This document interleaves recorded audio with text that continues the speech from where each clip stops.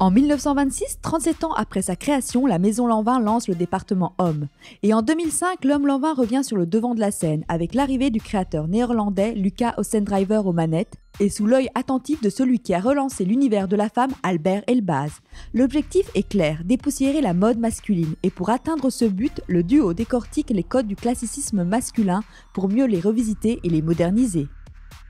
Jeanne Lanvin, c'était quand même la première couturière qui faisait de l'homme, qui proposait vraiment un garde-robe entier. Et nous, on a repris cette idée pour repartir dans un autre sens pour l'homme. C'est surtout de se demander qu'est-ce qu'un homme élégant, qu'est-ce qu'un dandy d'aujourd'hui veut porter. Parce qu'on a joué avec des volumes très différents, mais on a essayé de détourner un peu le sérieux. Le confort est également la base du nouvel homme Lanvin. La maille s'empare du costume pour le rendre encore plus facile à porter. Et pour appuyer cette volonté, une dose de sportswear s'engouffre dans la garde-robe.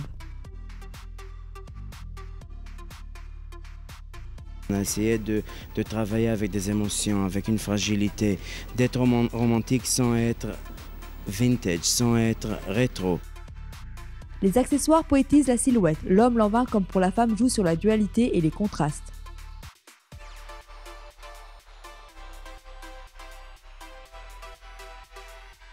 Moi, j'ai travaillé pendant toute ma carrière que chez la femme. J'ai jamais fait des habits d'homme. Et c'est qu'est-ce que j'apporte de la femme? Est-ce que j'apporte le tulle? Est-ce que j'apporte le diamant? J'apporte le bijou? J'apporte le gros-grain? J'apporte le shine dans les chaussures? J'apporte les couleurs? Mais finalement, je pense que le résultat n'est pas féminin. Les nouvelles proportions, la richesse des matières et des couleurs font partie des multiples propositions offertes à cet homme Lanvin. Des vêtements pas uniquement faits pour le show, mais pour être portés dans la vraie vie.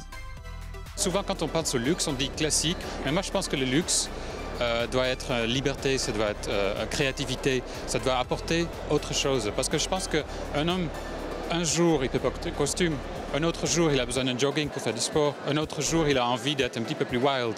Et pour moi, tous ces aspects-là, c'est un homme. Et c'est ça, pour moi, qui est plus moderne.